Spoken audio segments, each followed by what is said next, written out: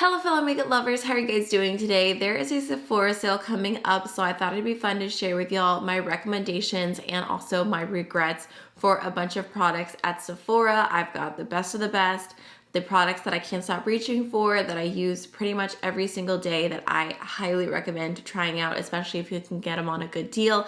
And then I also have several products here that I have purchased that are available at Sephora that I just feel like are not worth the money. Just some products that are overall disappointments for one reason or another. So let's go ahead and jump right on in. Let's start off with all of my favorite products, my recommendations. First of all, just have to mention the Natasha Denona Super Glow Highlighter. How to explain this? I had one of these and I hit pan on it and then I lost it and I never found it again. And then I got another one and I hit pan on it again and then I broke it. So there's no pan right now. But basically I have used this so much. It is one of the most beautiful highlighters that you will find. I have the Fair Light shade. You can see I kind of repressed it. So it's a little bit delicate, but it is a really beautiful, just like soft, neutral, like slightly golden tone to it. It's what I have on my skin. The reason I love it so much is because it has the most amazing texture to it. Like it looks beautiful and glowy on the skin, and it is technically a powder, but it is very soft and silky to the touch, and I feel like it looks really flattering on skin texture. So if you're someone who you kind of stay away from highlights even though you love the glow because you don't want it to emphasize your texture. I'm not saying that like this is like some miracle worker where you won't be able to see any texture at all, but I do feel like it does not emphasize it at all, and it just looks so soft and pretty on the skin. And I feel like you can layer it over powders, you can layer it over creams, it doesn't matter, it looks beautiful. Next, let's talk about two blushes that when I originally tried this formula, it was kind of a regret for me. Like I think I actually did a product regret video and I talked about this, if I'm correct, because I went through a phase where I did not like this blush. So this is the Nearly Neutral blush from Rare Beauty, and then I also have the Nearly Rose blush. So I had Nearly Neutral for a long time and I slightly regretted purchasing it. And the reason why is because it does sheer out very easily. So I will like put a little asterisk right here that I'm specifically recommending these to those who like either like a really soft lighter blush or someone who has more of a light skin tone. If you need more pigment, then these are not the blushes I would recommend. I would definitely get the liquid blushes from Rare Beauty because those are much more intense. But if you're someone who likes more of a wash of color, these are beautiful. So the reason I originally didn't like this blush is because when you pick it up with your finger, like you'll get like a decent amount of pigment, but then when you go to swatch it out, it kind of blends away into almost nothing. Like it just, you see, the more you blend it, it just goes away. So I originally applied it with my fingers and I would like tap it in and then I was like, where did the blush go? Like it's just super soft, kind of blends to nothing vibes. But what I've discovered is that I love using these blushes with a foundation brush because it just picks them up really well. And when you're just like tapping it into the skin, it really helps the pigment adhere to your makeup and it just makes a world of difference on the final look. So like I can show you right now, I can even add a little bit more blush, but I just think it looks so pretty. So like I said, this is the shade Nearly Neutral, and applied with a brush, it's one of my favorite blush formulas because it has like a really soft glow to it. You genuinely cannot overdo this blush no matter how much you try. And I feel like it just looks really pretty. So then I ended up falling in love with this blush after I tried it with a foundation brush to apply. And now I also have the Nearly Rose blush, which is a really beautiful pink. It does look a little bit deeper in the pan than how it applies because again, it does sheer out some, but with a brush, not as much. So here's what Nearly Rose looks like. It's just a really beautiful soft pink. If you've been about the pink blush life, if you like a glow, like a nice creamy cheek, I just feel like it's stunning. That was kind of the longest explanation ever about these blushes, and you know, we needed a backstory, we had character development, everything, but I love them. They're go-tos for me. I'm always throwing one of these in my makeup bag. I also have another product here from Rare Beauty, which I know has been raved about for a really long time, but I feel like I don't hear people talk about it as much recently, and it has continued to be a staple in my routine personally, so that is going to be the Rare Beauty bronzer stick. I have the lightest shade, which is Power Boost, and the reason I feel like these are so hyped up, so well loved, is because they blend like a dream. You can apply it all over your entire face. You don't have to worry about it drying down super fast. You can take your time. It just blends so beautifully. Just did a quick swatch, but look at how easy it blends. Like, do you see that? It's not streaky. It just looks beautiful. Like, I love blending this around my forehead because I feel like it looks super natural. It just blends amazing. Like, I never end up with a bronzer helmet. So that has definitely been a go-to for me. And I highly recommend if you like cream bronzer and you like a cream bronzer that just blends so easy. It does all the work for you. Because I feel like in the past, a lot of cream products like that, they were like just much thicker in texture, and you'd like swipe them on and then you'd have to like blend right away with like a really dense brush, and like sometimes you'd even have to go in with setting spray to blend it out, and like that is not the case at all with the Rare Beauty bronzer sticks. I also have another bronzer here, but this is a powder bronzer from Huda Beauty. This is the Glowish 01 Light Soft Radiance Bronzing Powder, and this has been a favorite of mine. I believe that I got this during the last Sephora sale, and I have not stopped using it. It's just a really beautiful, like soft matte powder, but I feel like it does not look dry on the skin. It does not look flat on the skin, and the color is just perfection. I originally thought that this might not work for me because I saw a lot of people using it that were more tan than me, and this is the lightest shade. But I did a little swatch for you guys right here. And whenever I'm not wanting a cream bronzer, this has been the powder bronzer that I have been going for. I've even used this for eyeshadow, like when I was really trying to do something fast, and I liked it for that as well. Next, I have the Natasha Denona Hydra Matte Concealer. This is one that when I tried it, I was like, okay, it's nice, but like I'm not obsessed. And the more I've used it, the more obsessed I've become, because I feel like it looks so creamy and soft under the eyes, and it just has a really nice amount of coverage, and it has a very like just flawless finish. It doesn't emphasize any of the lines underneath my eyes, and I've used it without powder, I've used it with powder, and I feel like no matter what, I just always end up enjoying it. I do have other concealers that I like more for like a natural glowy finish, but when I want something glam and I want coverage, I've just been reaching for this nonstop. And then another product that I've been loving is the Danessa Myricks Yummy Skin Serum Skin Tint, which I have right here.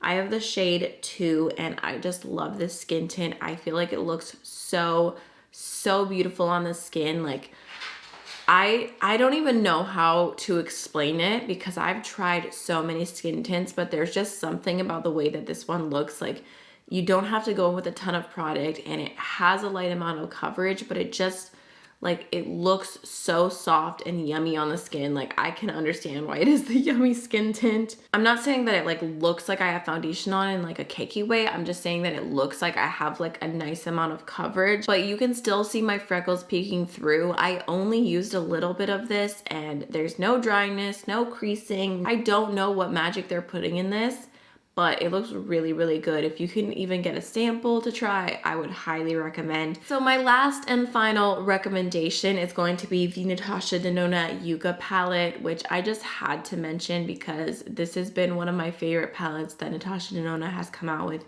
in a really long time.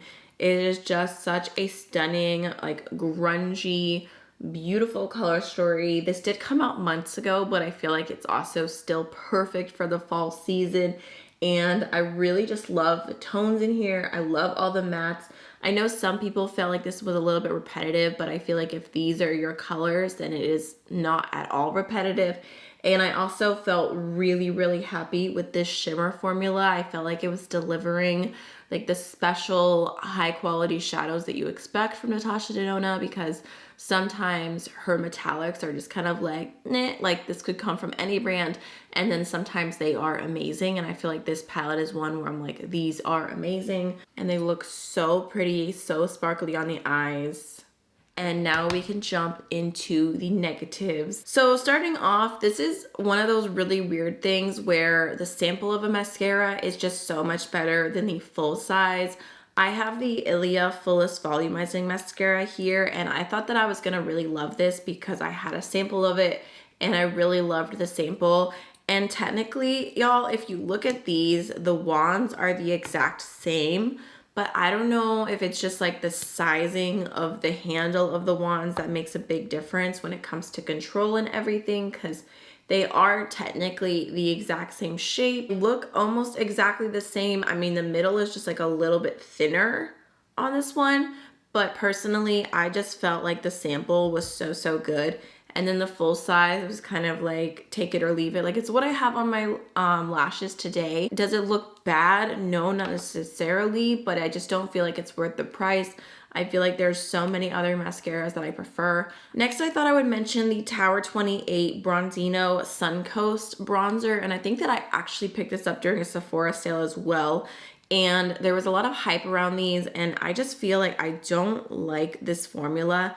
Oh my God, I can't even get this packaging to open. So here is what it looks like. It's like this cream bronzer, and it has a shimmer to it, which I actually really love shimmery bronzers. I think they're stunning, but I just don't feel like this is worth buying because it is very thick in the pan. And unless you're like really taking the time to like warm it up on your fingers, put it on the back of your hand, and then put your brush into it all warmed up and then apply it, then it'll be okay. But if you're just trying to do your makeup real fast and you're throwing your makeup brush in and putting it on, it's gonna be streaky, it's gonna move your foundation around. It's just a little bit too thick in my opinion. Like, I do feel similarly about the Tower 28 blushes. They also have a thicker texture to them, but I feel like because they're in more of like a really like small area, it's easier to work with versus a bronzer. I feel like if you're using it along your cheeks and along your forehead, that like the blendability of bronzer to me is even more important than blush. Okay, next I have two different blushes that I do not recommend, and it's kind of funny because they're like for exact opposite reasons. So I got this Patrick Ta blush in the She's a Doll shade, and I was so excited about this because I love a good pink blush moment. The shades are just beautiful, but I do not like this powder blush formula at all. It is just so intense. I feel like it's impossible for me to use. Like, doesn't matter like how light I go in with my blush brush. Like, when I apply it to my skin, it's just like, bam, there's this blob of pink that doesn't want to blend out. And it's just like, okay, let me just swatch it for you guys. Like, it's like, it looks beautiful, but it's uncontrollable for me. Like, do you see how intense that is? I literally just did one swipe in the pan, and that's how much pigmentation I got. I have no complaints about the color, no complaints about like the finish, but I just feel like it's really hard to blend because it is so intense. So maybe if you don't have such a fair skin tone, it might work better for you. I just feel like it doesn't blend out that well on the cheeks, but I'm like, is that just me? Is it just the way that it's appearing on my skin tone? I'm not really sure. There is a cream blush here, which is pretty, but overall I was mostly excited for this powder blush, and I just never reach for it because I feel like every time I do, it's just a headache. Like, it just takes way too long. And I also have a blush here from Natasha Denona, which I did technically get on her website, but I believe it's sold at Sephora. So this is the Puff Paint. I don't see a shade name. I just see Keep Out of Reach of Children. So I'll have to double check that. But this blush, it's pretty, like it's a pretty color, but like the serum-y blush texture, I don't know if that's what it is, but it's so sheer. So here's what it looks like swatched out. It's like a really pretty kind of like peachy shade. But then I'll show you guys, I'm just blending it in real quick. That's what it blended to. So like technically you can see it. It is a wash of color, but it's almost nothing, and I feel like I haven't quite found an application to make it look more pigmented. I'll show you even built up. We'll do a second layer. So there's what it looks like, 2 layers of that blush. So now you're starting to see it a little bit more, but I just feel like it's a little bit too soft for my preference. And I have applied it like this, just dabbing it into the skin, and it still shears out to the point where it doesn't really look like you even applied any blush at all. For me, this one was a little bit of a fail. I have one last product that is a regret that I don't recommend purchasing, but it's not that it's like a terrible purchase. It's just that I feel like it didn't live up to what I wanted it to be, so I thought I would mention it. This is the new Natasha Denona Mini Trio Chrome palette, and I was really excited about this one because of the blue color story. And I do feel like the mattes in here are pretty. I think this like bluey silver right here is beautiful. But the shade in here that's like supposed to be a multi-chrome, I just feel like is so soft. It's so subtle. It's dusty. It's just, I don't know. I feel like if you were looking at this palette online and you're like, I want to try something different. I want to get something shifty at a good price. It's Natasha Denona. Like, it would be easy to add into your cart. But just in my personal opinion, I don't feel like it is that special. So I'll watch the multi-chrome for you. I did do a full video and I showed some comparisons of this to other multi-chromes from different indie brands just to like show what this is lacking. But here's how it swatches. So you can see like a slight shift, but I just feel like it looks dull. Like, if you are into this, like, that's totally fine. And like, I'm not saying it's a bad palette, like it's not bad quality, but I just feel like this shade for me was a disappointment, so I wanted to go ahead and mention it. All right, y'all, so those are all the products I wanted to talk about today. I hope that you enjoyed the video. Let me know if you are shopping the Sephora sale, what is on your wish list, what are you debating on picking up, and I will see you in the next one. Bye.